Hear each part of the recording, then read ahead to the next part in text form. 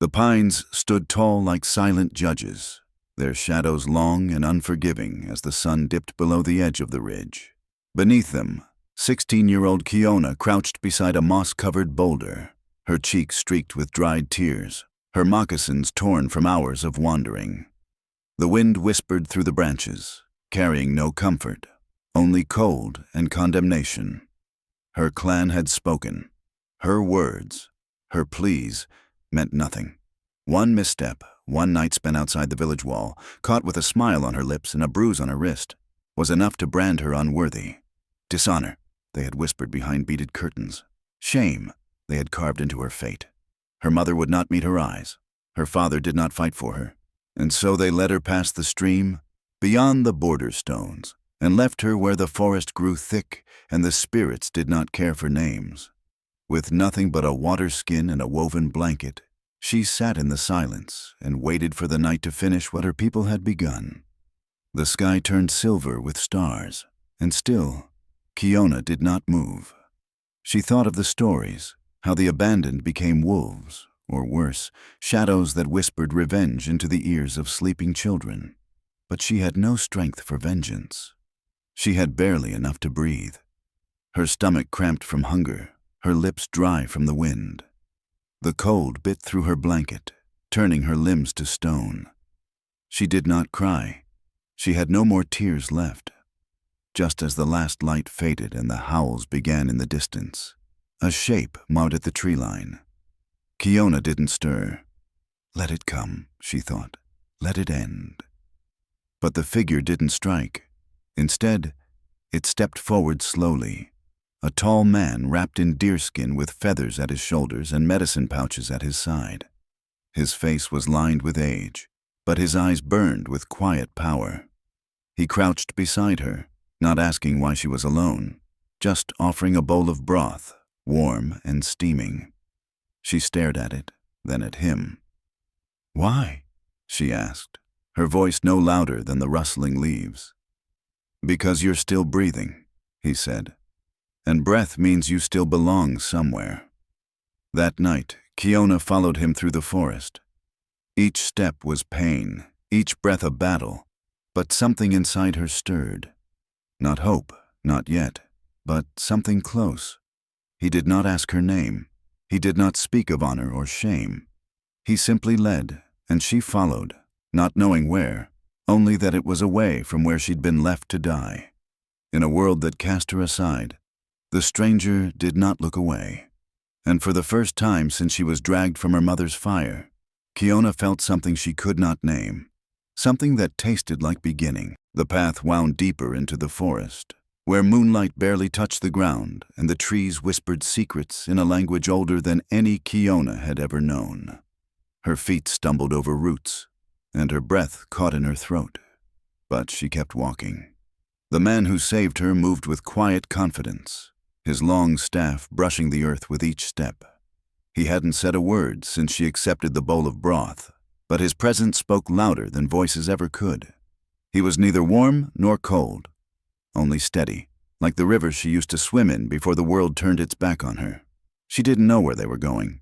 She only knew that with him, she was not alone. By dawn, they reached a clearing carved between two hills, hidden from every direction. Smoke curled from a fire pit lined with black stones. There was a small shelter made from woven willow branches and covered in bark. Herbs hung from the rafters, drying in the morning sun, and carved bones lined the edge of the fire like a circle of forgotten prayers. Kiona hesitated at the edge of the space, her instincts wary. "What is this place?" she finally asked.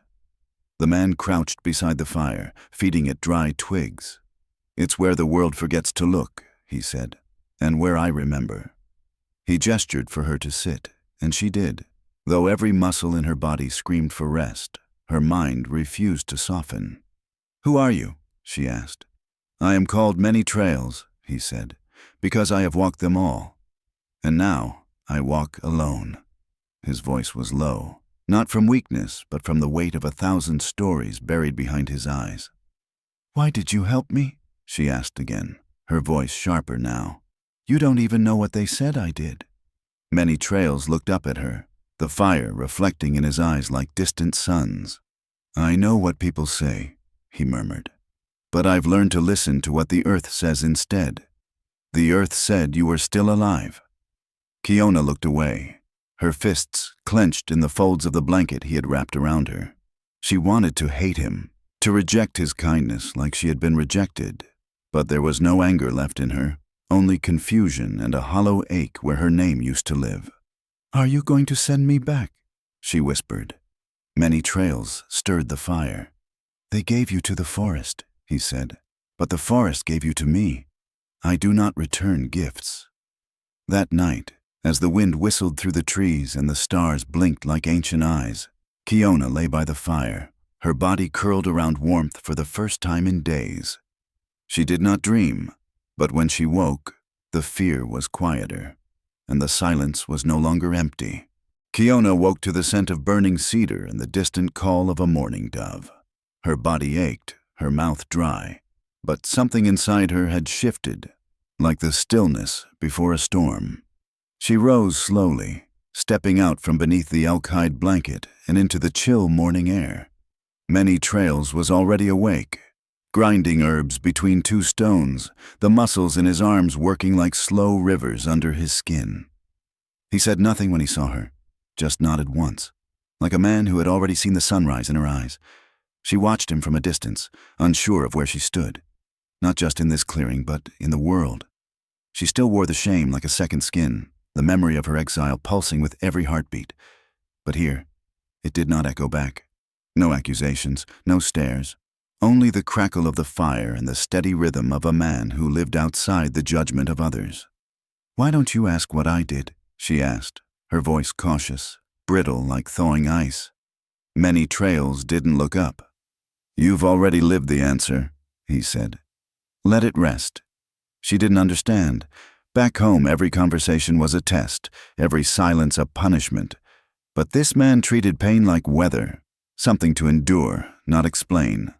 "I wasn't even guilty," she whispered, the words ripping from her throat before she could stop them. "But it didn't matter." That made him pause. He looked at her, eyes like bark and wind and long-forgotten fire. Then he lifted the hem of his tunic and turned.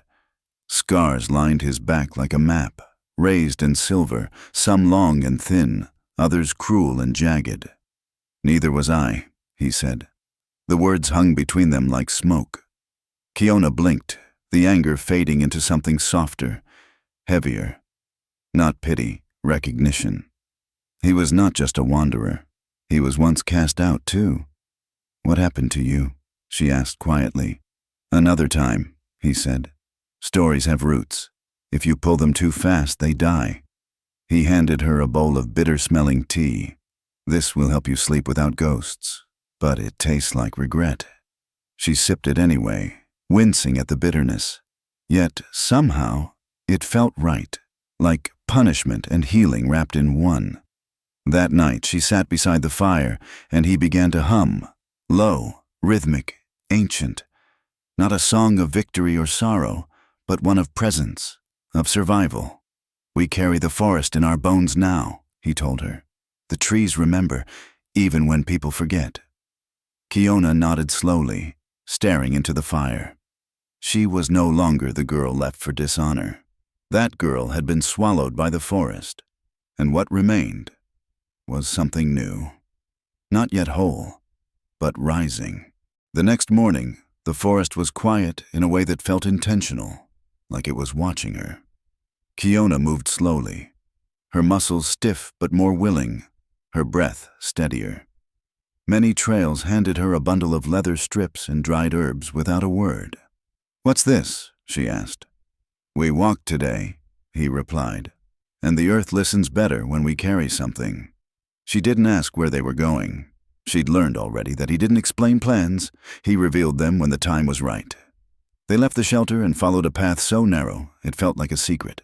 Fallen leaves crunched underfoot, and birds called overhead, but neither of them spoke. Kiona began to notice the things he noticed. Bent grass here, claw marks on a tree trunk there, the faintest paw print in soft earth. He crouched once, pointing to a half-covered trail of paw marks. "Fox," he said. Female, light step, traveling alone, just like you. She narrowed her eyes. You can tell all that from a few footprints. He smiled gently. You can tell more from silence than sound. A fox doesn't need a pack, but she watches everything. Kiona felt something in her chest stir. She had always been the one who listened, who watched. In the village it was weakness. Out here it felt like power. By midday, they reached a stream where the water was so clear it reflected the sky like a mirror. He gave her a small knife and a square of raw hide. Shape it, he said. Whatever comes to you. She hesitated. I don't know how. Then let your hands remember, he answered, sitting cross-legged in the shade. She sat beside the water and began to carve slowly. The blade felt foreign at first, but her fingers soon found a rhythm, guided by instinct more than memory. When she was done, a crude shape had emerged, a fox, rough but unmistakable. She held it up to him without a word. He examined it, then nodded. Not pretty, but true. As they walked back, Kiona felt different. Not because of the carving, but because of what it meant. She had created something. She had seen the fox's trail and honored it. She wasn't just following anymore. She was becoming. That evening, Many Trails handed her a thin strip of leather to tie the carving around her neck. The fox is clever, he said. She survives by moving through shadows, not by running from them. You'll need that. She nodded, clutching the small carving like it held her future. For the first time in days, she slept before the fire without fear curling beneath her skin. And in her dreams, she didn't hear screams or judgment, only the soft patting of paws on pine needles and the quiet, steady breath of someone who had chosen not to leave her behind. The fire crackled low, its embers glowing like the last light of a fading star.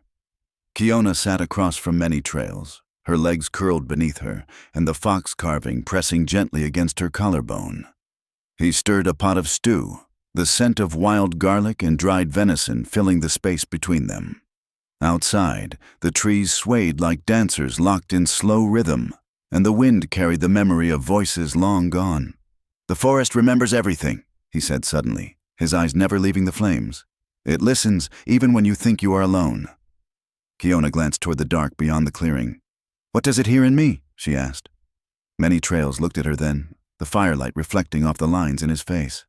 A girl who hasn't screamed yet, but will. His words struck something deep inside her, something raw and waiting. She had held everything in since the night of her exile, the shame, the betrayal, the silence that followed. But now, surrounded by trees instead of walls, she could feel it swelling like a storm beneath her ribs. They said I invited it, she whispered. That my eyes, the way I smiled. Her voice broke. They said I must have wanted it. Many Trails didn't flinch. He didn't speak either. He just added more wood to the fire and waited. I didn't, she said, her voice shaking but louder now. I was scared. I didn't even know what was happening until it was too late.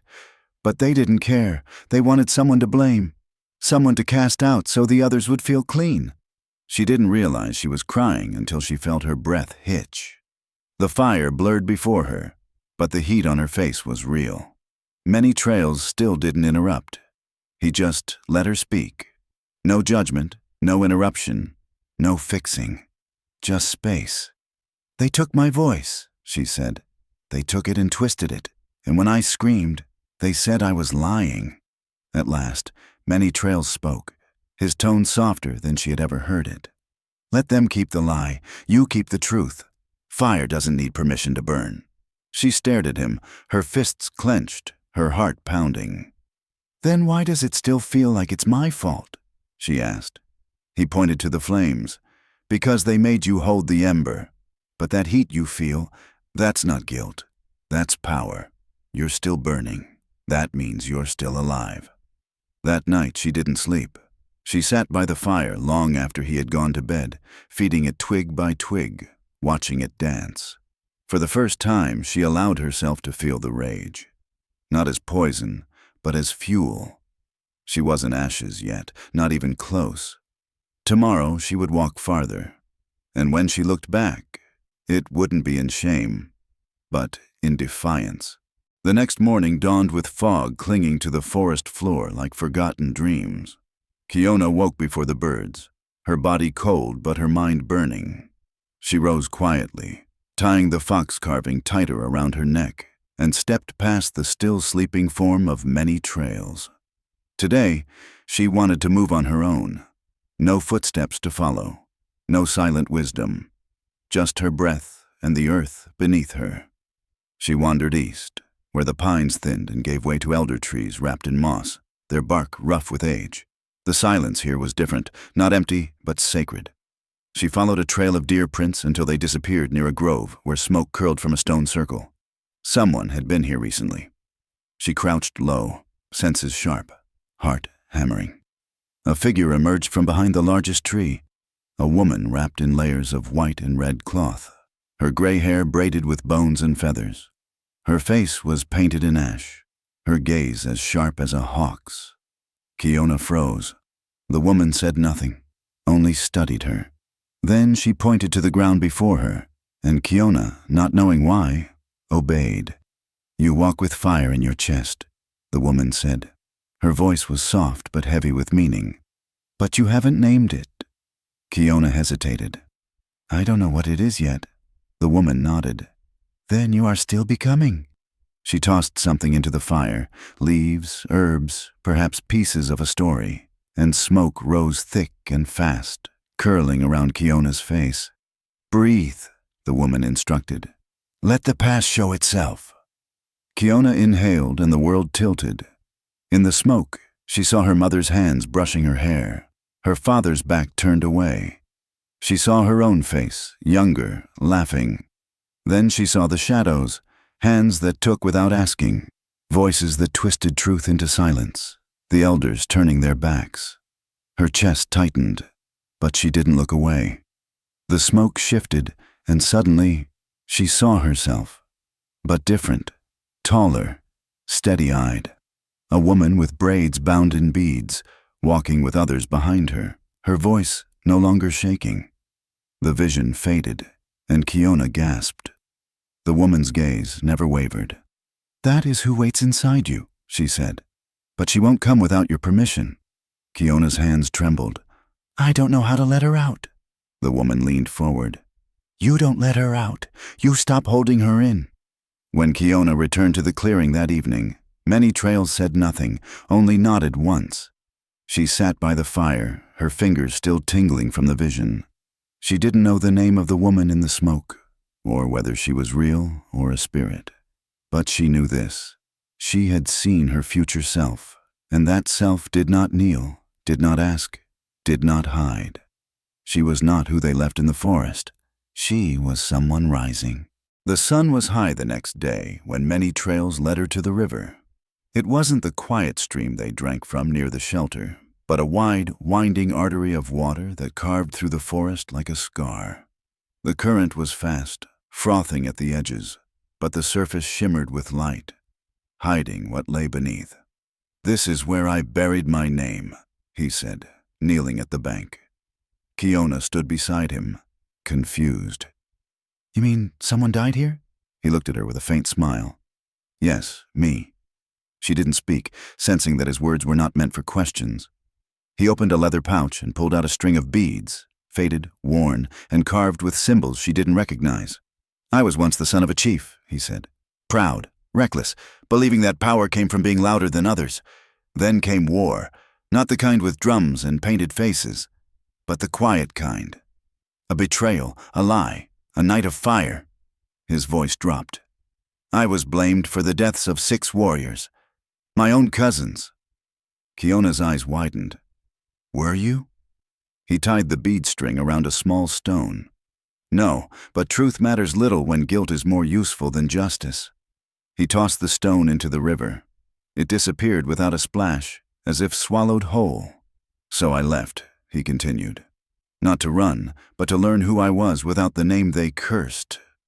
Kiona stared at the water, her chest tightening. "And did you find it?" He stood. I found silence first, then humility, then strength. All things I never needed a title for.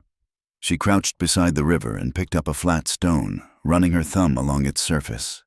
"They said I ruined a good man," she whispered. "That I seduced him, that I asked for it." Her voice was hard, but I was afraid. I froze. I didn't scream. Many Trails crouched beside her. The world teaches girls to be silent and then punishes them for it. Kiona nodded slowly. "I want to bury something too."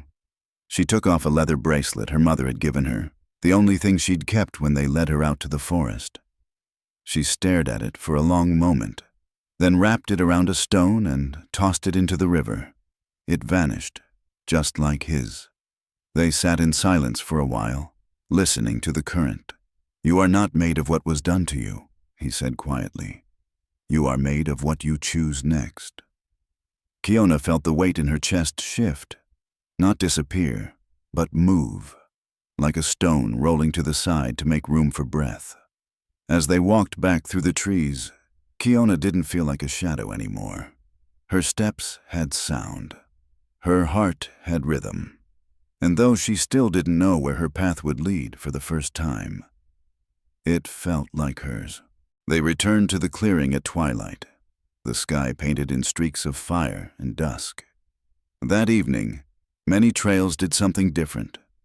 He pulled a small hand drum from a woven bag, a simple circle of stretched hide bound to wood, its edges worn smooth by time. Without a word, he sat cross-legged and began to beat it, slow, steady, like the heartbeat of the earth itself. Kiona watched him, entranced. Each thump seemed to echo inside her chest, awakening something ancient, something wild. She had heard drums before, during clan dances, sacred rites, but never like this. This wasn't celebration. It was remembering. He gestured for her to come closer. "You carry silence like armor," he said. "But silence can be shattered. You must learn the rhythm underneath." She hesitated, then sat across from him. He handed her the drum. It was heavier than it looked, warm from his hands. "I don't know the songs," she said. "Then don't sing," he replied. "Feel." She struck it once, clumsily. The sound was dull, uneven. She frowned, tried again, and again. Slowly, the beat found her, not in her ears, but in her bones. She closed her eyes, letting the rhythm guide her hands. Her breath aligned with each thump. Her heart matched it. The clearing disappeared, replaced by memory and motion. She saw herself running through fields as a child, laughing. Then she saw the night of exile, hands pushing, voices accusing. But the beat didn't stop. Neither did she. When she opened her eyes, tears streaked her cheeks. But she was still drumming. And Many Trails was smiling, not with pride, but with recognition. "That was your voice," he said, "the one they tried to drown." They sat in silence afterward, watching the stars appear. Kiona clutched the drum, her fingers sore but her spirit light. "They never let me speak," she said softly. "Not really. They only let me echo what they wanted to hear." He nodded. "Then it's time you stop echoing." That night she didn't sleep. She carved symbols into the wood of the drum, marks of her own making. Not from books, not from elders. From her. Stories she hadn't told yet. Scars turned into patterns. Pain turned into rhythm. When dawn came, she sang. Not with words, but with the drum. The sound carried through the trees like smoke from a sacred fire, and the forest listened. She didn't know who she would become, only that she no longer belonged to those who cast her out. Her voice had found form, her hands had found rhythm, and her spirit, bent but never broken, had begun to rise from the ashes of dishonor. She had been left in silence, but now she was the drum, and she would not be quiet again. The wind shifted that morning, carrying with it the scent of pine smoke and distant ash. An omen, Many Trails said, that paths long closed might open again. Kiona had grown stronger in the weeks since her exile. Her limbs no longer trembled, her voice no longer cracked, and the drum she had carved spoke for her when words could not. But when she heard the crows call overhead, something old stirred inside her. Fear, memory, the village she had left behind, the faces that banished her, the shame that once wrapped around her like a burial cloth. Many Trails stood by the fire, his eyes scanning the horizon. "They are coming," he said simply. Kiona stiffened. "Who?" "A search party," he said. "Your name's been whispered through the trees. Someone regrets what was done. Maybe too late, maybe not." Kiona's heart pounded. "Why now?" He looked at her. "Because the truth always echoes louder than the lie, and yours has traveled far." She sat in silence, the fox carving warm against her chest.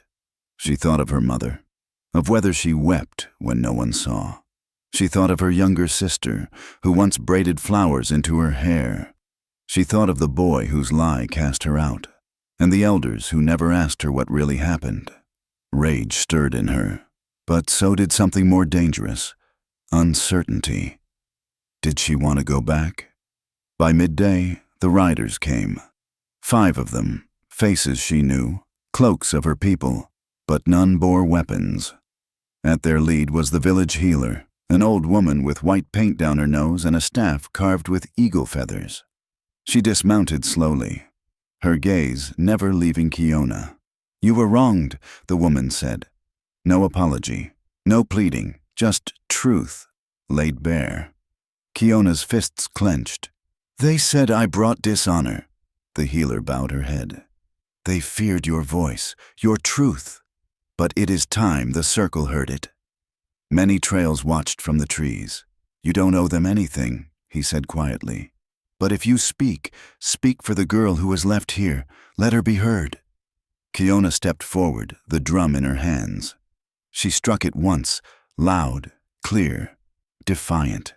"I will not return to be their shame," she said. "I will not kneel for forgiveness I never owed." The villagers flinched, but she wasn't finished. "If I return as I am. I speak when I choose, I sing when I wish, and I will not be silent again." The healer nodded, tears in her ancient eyes. "Then return not as exile, return as flame." That night, Kiona sat beside the fire, her pack ready. Many Trails handed her a bundle, food, herbs, and a second drum. "For the next one left behind," he said. She embraced him fiercely. He did not say goodbye, only, "You are no longer becoming. You are." And in the morning, Kiona walked toward the village, not as the girl they discarded, but as the woman they would never silence again. The path back to the village wound through familiar woods, but Kiona no longer felt like a child walking a trail carved by others. Each step struck the earth with purpose. Her fox carving rested against her chest, her drum strapped to her back, and her eyes no longer lowered at the sound of approaching footsteps. The sun cut through the trees in golden shafts, as if the forest itself was clearing away not just to her past, but through it. The village stood just as she remembered. Low lodges made of bark and earth, smoke rising from hearths, children chasing shadows in the dust. But as she crossed the boundary stone where they had once turned their backs on her, the air changed. Eyes turned. Whispers stirred. But they did not sneer. They did not look away. They watched, uncertain, like people seeing lightning strike twice in the same place. Her mother stood near the center fire, older than Kiona remembered, smaller, but her eyes widened with a grief that could not be faked. She took one trembling step forward, then froze. "You're alive," she whispered. Kiona nodded once. "I was never dead, just discarded." A murmur ran through the villagers.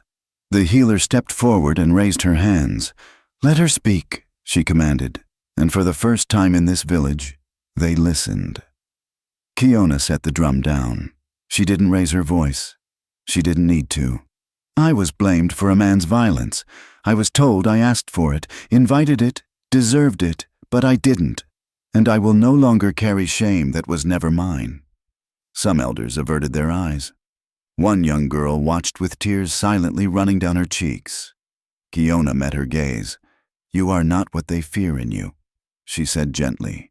"You are what they fear in themselves." The boy who lied was gone. Sent away, she learned. banished not by punishment but by truth. That was enough. She didn't need vengeance. Her survival was proof enough. "I do not return to take back what was lost," she said. "I return to build what comes next." The healer knelt and placed the clan's ceremonial braid at Kiona's feet. It was tradition, something offered only to those chosen to speak for the voiceless. Kiona looked at it, then lifted it, tying it into her belt. Not as submission, but as a promise. "I will not be your echo," she said. "I will be your drum." That night, the fire burned higher than it had in years, not in celebration, but in awakening. Kiona sat with the young, teaching them the rhythm that had saved her. She told them of the forest, of the man called Many Trails, and of the moment when she saw herself in the smoke. She had been left for dishonor, but she returned with truth, and when the drums began again in that village, it was her heartbeat they followed.